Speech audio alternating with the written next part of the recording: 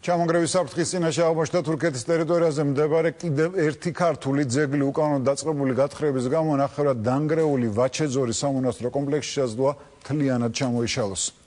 ხედავთ რომ რაღაც ორმო ამოთხრილი. 2 მეტრზე მეტი რადიუსის ორმო მე-9 საუკუნის ქართული ძეგლის საკურთხეველშია ამოთხრილი. თურქეთის ტერიტორიაზე მდებარე სამონასტრო კომპლექსში, რომელსაც ვაჩეძორი ეწოდება, გათხრები ადგილობრივმა მწყემსმა საკუთარი სურვილით დაიწყო.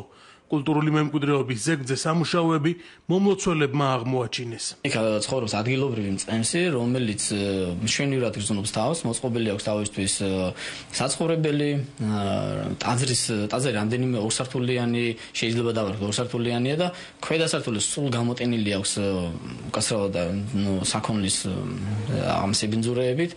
გვერდზე მინაშენში თვითონ აქვს მოწყობილი ბინა, მოთავსებული აქვს იქ გენერატორი, აქვს ესე ვთქვათ საბურღი აპარატურა და თხრის უშუალოდ ტაძრის შიდა სივრცეს. ფოტომასალის მიხედვით სპეციალისტები ეჭობენ, რომ თურქი მწყემსი ტაძრის ტერიტორიაზე ძვირფასეულობას ეძებს. მათი ინფორმაციით, ოქროს მაძიებელი მწყემსი გათხრებს იმდენად უხეში მოწყობილობებით აწარმოებს, რომ არ არის გამორიცხული ნახევრად დანგრეული მონასტრის ამ დრომდე შემორჩენილი კედლებიც მთლიანად ჩამოიშალოს.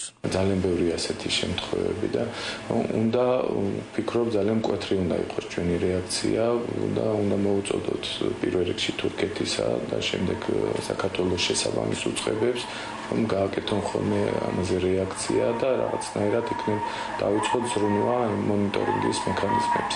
ძეგლთა დაცვის სააგენტოში ამბობენ, რომ თურქ კოლეგებთან კულტურული მემკვიდრეობის გადასარჩენად მხოლოდ წერილის მიწერა შეუძლიათ. კულტურის სამინისტროში კი აცხადებენ, რომ მომხდარზე პასუხისმგებლობა თურქეთის რესპუბლიკის მთავრობამ უნდა აიღოს. პასუხისმგებლობას იღებს ყოველთვის ის ქვეყანა, რომლის ტერიტორიაზეც ხდება კულტურული მემკვიდრეობის ძეგლებზე მსგავსი კანონდარღვევითი და უხეში ჩარევები. ქართული მხარე ამ ეტაპზე ვერაფერს დააკეთებს.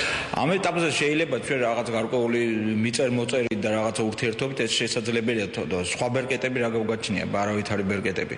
ეს არის ურთიერთობით შეიძლება მოგვარდეს. ვაჩეძორის მე-9 საუკუნის სამონასტრო კომპლექსში თავდაპირველად 10-მდე საეკლესიო ნაგებობა და მთავარი ტაძარი შედიოდა. დღეს კი ამ კომპლექსში მხოლოდ რამდენიმე შენობის ფრაგმენტებია შემორჩენილი.